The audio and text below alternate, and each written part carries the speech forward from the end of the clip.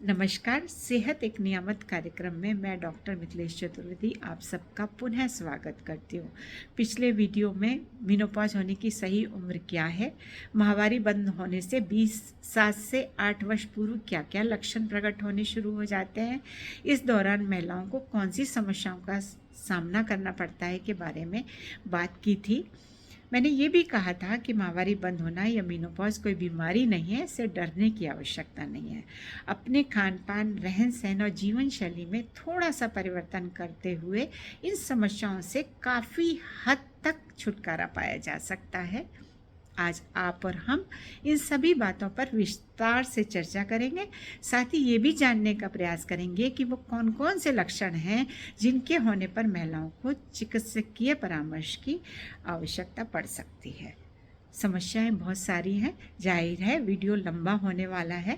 आप सभी से अनुरोध है कि इस वीडियो को धैर्यपूर्वक अंत तक जरूर देखें, जिससे आप अपनी सभी समस्याओं को समझ सकें, उनके समाधान को समझ सकें।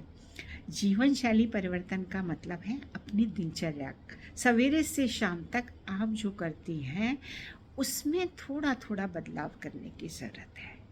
और दिनचर्या सवेरे से प्रारंभ हो जाती है, तो सवेरे उठते ही अपनी दैनिक गतिविधियों से निपटने के बाद आप सबको मैं एक सलाह देना चाहती हूँ कि थोड़ी सी 15 से 20 मिनट एक्सरसाइज करिए। एक्सरसाइज का मतलब टहलिए, या खेलना चाहती हैं खेलिए, तैरना जानती हैं तैरिए, योगा करिए, व्यायाम करिए, कुछ करिए, 15 से 20 मिनट करिए।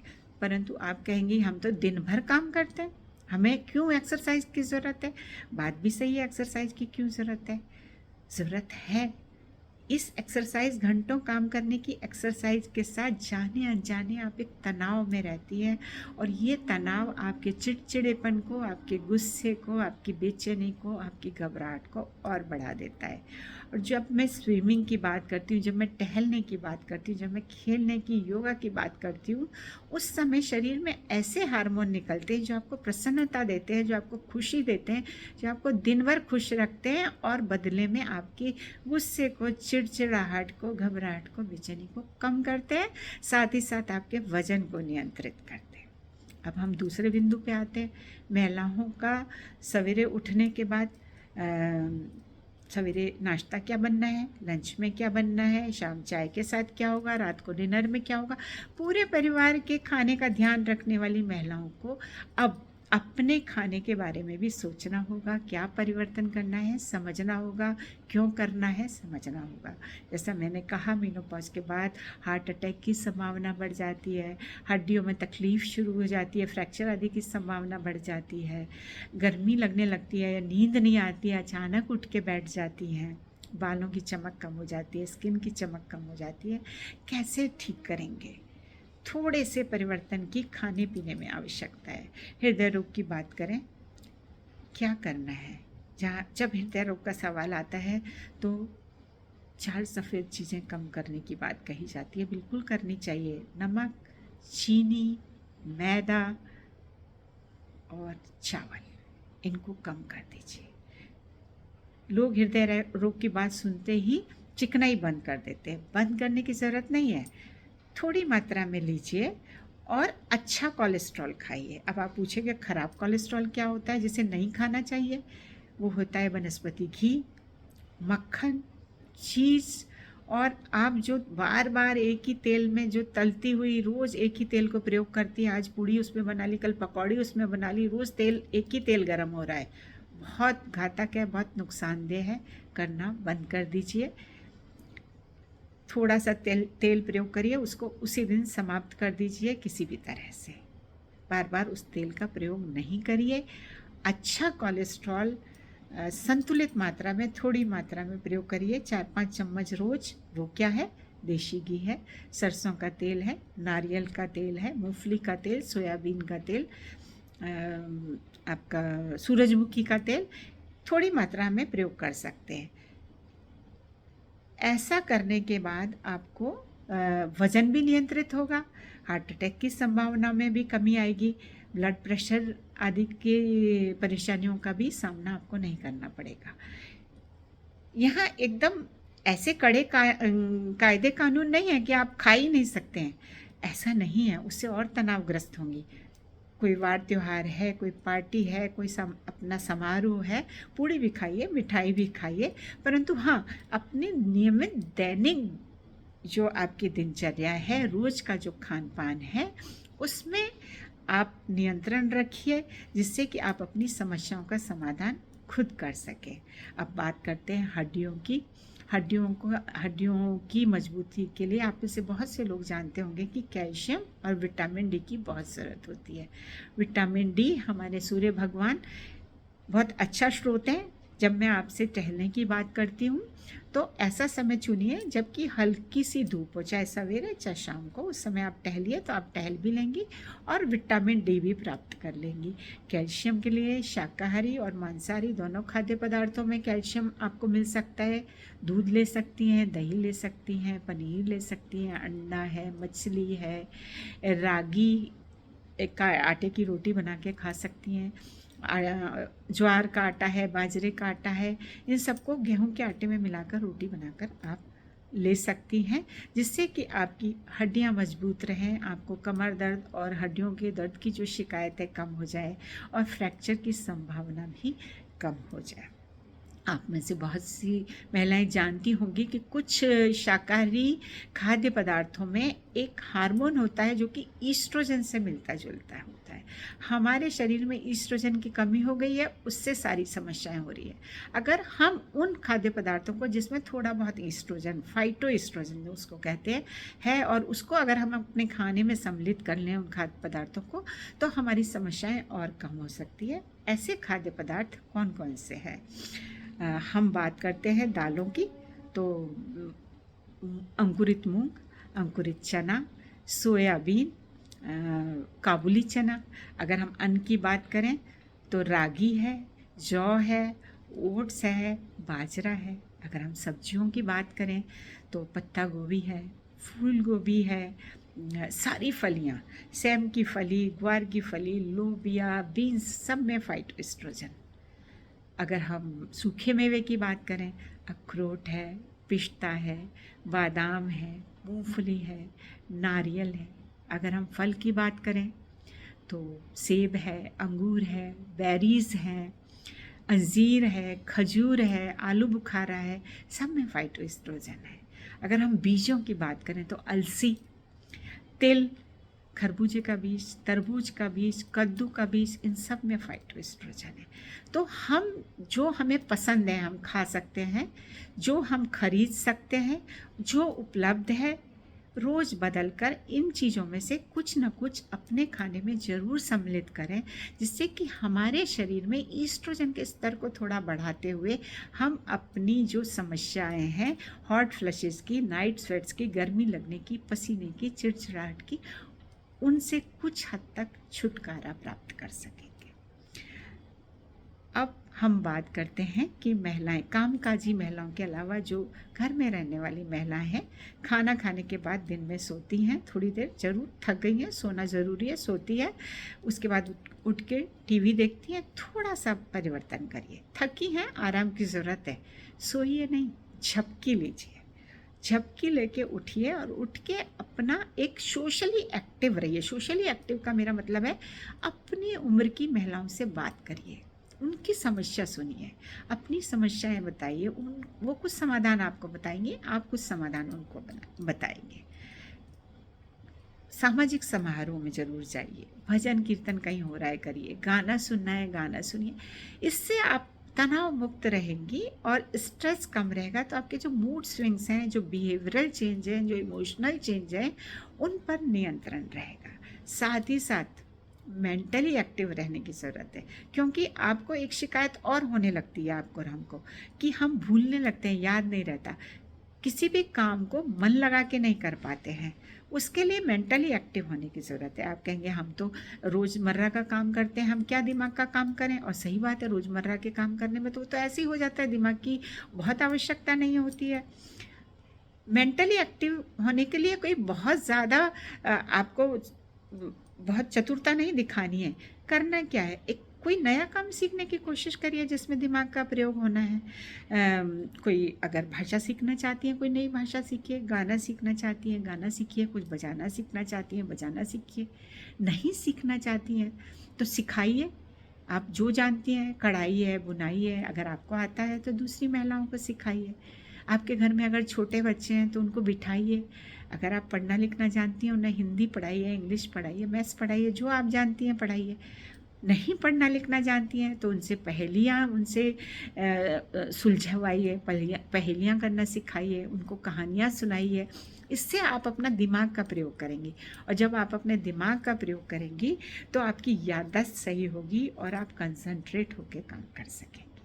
अब आपकी दिनचर्या का अंतिम प्रहर रात्रि आई है, अब सोने की व्यवस्था करनी है। आप कहेंगे ये तो बड़ी मजाक की बात है कि सोने की क्या व्यवस्था करनी है, सोना है तो सोना है। नहीं, 6 से 8 घंटे की अच्छी नींद की आवश्यकता है। और आपको तो रात को गर्मी लग गई, पसीना आ गया, लाल मुंह हो गया, बार बार बाथरूम जा रही हैं, कैसे सोएंगी 8 घंटे? तो सारे डिस्टर्बेंस है, परेशानियाँ हैं, क्या करना है? सर्दी का अगर मौसम है तो जब आप सोने जा रही हैं तो एक मोटी रजाई या मोटा कंबल, एक मोटा मत ओढ़िए, पतले पतली 2-3 चीज़ें मिला के ओढ़िए, जिससे जब आपको गर्मी लगे उसमें से 1-2 आप हटा दें और आपकी नींद ना खुले। अगर गर्मी का मौसम है तो जहाँ आप सो रही हैं वो जगह ठंडी हो, तो पंखा है तो पंखा चलाइए, एसी है एसी चलाइए, कूलर है कूलर चलाइए। कुछ भी नहीं है तो खिड़की खोल दीजिए, हवा आने दीजिए, और सूती कपड़े पहनकर सोइए। और सोने से पहले ठंडे पानी से नहाकर सोइए, जिससे आप आराम से सो सकें। और कुछ बातों का ध्यान रखना आवश्यक है कि सोने से 1-2 घंटे पहले, मुख्य बात दिन में मत सोइए। अगर दिन में आप ज़्यादा सो लें तो रात में वैसे ही नींद नहीं आएगी। दूसरी बात, सोने से 1-2 घंटे पहले नो चाय, no coffee, no alcohol, no mobile, no TV. Call कोई आता है तो अटेंड करिए, परंतु उसको देखने का जो लोभ है उसको रोकिए, बंद करिए। नींद अच्छी आएगी। 6 से 8 घंटे आप आराम से सो सकेंगी। और जब आप अच्छे से सोएंगी तो सवेरे आप जब उठेंगी तो मानसिक रूप से पूर्ण तरह तरोताज़ा होकर उठेंगी। न कोई चिड़चिड़ापन होगा, न गुस्सा होगा, न घबराहट होगी, न बेचैनी होगी, न चिंता होगी, न अवसाद होगा। सब चीज़ नियंत्रण में रहेगी और आप अपने आप को शारीरिक और मानसिक रूप से स्वस्थ महसूस करेंगे। अब प्रश्न आता है कि चिकित्सकीय परामर्श कब और क्यों? यहाँ एक विशेष रूप से ध्यान देने वाली बात है कि माहवारी बंद भी नहीं हुआ, उसके लक्षण भी नहीं आए, उससे पहले 35 वर्ष की आयु के आसपास सभी महिलाओं से मेरा ये निवेदन है कि एक बार स्त्री रोग विशेषज्ञ के पास जाकर सभी महिलाएं अपना चेकअप जरूर करा लें, जिससे कि इस उम्र के बाद होने वाले स्तन कैंसर, गर्भाशय कैंसर या ओवरी के कैंसर का समय से पता चल सके। अगर नहीं है अच्छी बात है, आप निश्चिंत हैं। अगर है तो उसका समय से इलाज शुरू हो सके और पूरा इलाज हो सके। इसके अलावा जब मेनोपॉज या माहवारी 40 वर्ष से कम आयु में बंद हो जाती है, ऐसी स्थिति में जो भी आपकी समस्याएं हैं, खाली रहन सहन, खान पान और जीवन शैली परिवर्तन से नहीं ठीक हो सकती हैं, उनके लिए चिकित्सकीय परामर्श की आवश्यकता है, उनके लिए कुछ मेडिसिन्स की आवश्यकता है।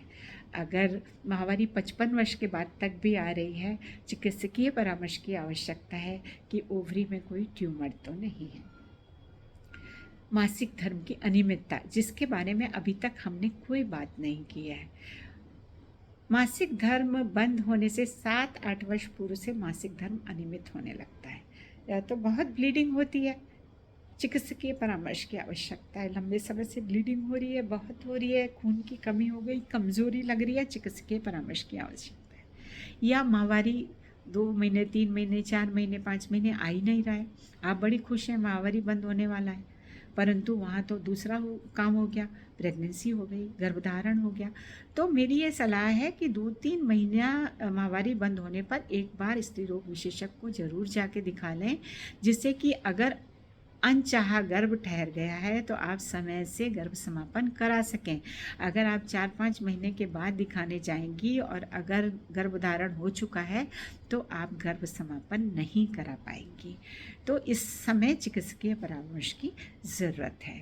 आप निश्चिंत हैं, 1 साल हो गया, माहवारी बंद हो गई, अब तो मेनोपॉज हो गया, अचानक से 3-4 वर्ष बाद खून का धब्बा दिखाई दिया या ब्लीडिंग होने लगी। चिंता का विषय है। चिकित्सकीय परामर्श की तुरंत आवश्यकता है। शारीरिक संबंध बनाने के बाद ब्लीडिंग होने लगी, खून का धब्बा हुआ, चिकित्सकीय परामर्श की तुरंत आवश्यकता है। चिंता का विषय है। आप तो रहन सहन, खान पान, जीवन शैली में सारे परिवर्तन कर लिए, पर समस्याएं हैं, टस से मस नहीं हो रही हैं या बढ़ रही हैं। चिकित्सकीय परामर्श की आवश्यकता है। ये इससे ठीक नहीं हो सकता है कुछ हार्मोन्स देने की ज़रूरत पड़े, तो चिकित्सकीय परामर्श ले लीजिए। यहाँ मैं ये कहना चाहूँगी कि जो भी परिवर्तन मैंने बताए अपनी जीवन शैली में, चाहे एक्सरसाइज से लेके खान पान, सोशली एक्टिव, मेंटली एक्टिव, सोने की व्यवस्था, ये कोई मिलिट्री शासन नहीं है, कोई कोर्ट मार्शल नहीं है। ये धीरे धीरे करने वाले परिवर्तन है। एकदम से करने का प्रयास मत करिएगा, आराम से करिए। 1 महीना लगे, 2 महीना लगे, 3 महीना लगे, धीरे धीरे करिए, जिससे कि वो आपकी आदत में आ जाएगा। अगर आप एकदम से करेंगे आप फिर तनाव में आ जाएंगे, और हमारा मकसद है कि हम आपको तनाव मुक्त रखें। आप तनाव मुक्त रहेंगी तभी आप चिड़चिड़ेपन से, गुस्से से, अवसाद से, चिंता से, घबराहट से, बेचैनी से दूर रहेंगी। इसलिए तनाव नहीं होना है, आपको तनाव मुक्त रहना है। इसलिए ये सारे परिवर्तन आराम आराम से करिए, धीरे धीरे करिए, और जिस दिन जो नहीं करने का मन है मत करिए, जो मन में आए वो करिए, परंतु खुश रहिए, प्रसन्न रहिए, और अपनी जीवन शैली को धीरे धीरे बदलिए, जिससे ये जो महामारी बंद होने के बाद का समय है वो आपके जीवन का सबसे अच्छा समय है। सारी झंझटों से मुक्ति है। अगर हम इन समस्याओं को कम कर ले जाएंगे तो आप और हम अपना जीवन बहुत अच्छे तरीके से व्यतीत कर सकेंगे। आप सभी से आग्रह है, अगर आपने इस चैनल को सब्सक्राइब नहीं किया है तो ज़रूर सब्सक्राइब करिए, और अगर प्रोग्राम पसंद आया तो लाइक एंड शेयर भी ज़रूर करिए। साथ ही साथ अगर कोई शंका है तो कमेंट बॉक्स में पूछिए, मैं इसका उत्तर दूंगी। अगला प्रोग्राम आज से 15 दिन बाद चौथे शनिवार को अन्य विषय के साथ मैं आपके सामने फिर आऊँगी। अगर आप किसी और विषय के बारे में भी जानकारी प्राप्त करना चाहते हैं तो कमेंट बॉक्स में ज़रूर लिखिएगा, मैं उस विषय को अपने प्रोग्राम में ज़रूर सम्मिलित करूँगी। तब तक के लिए नमस्कार, धन्यवाद।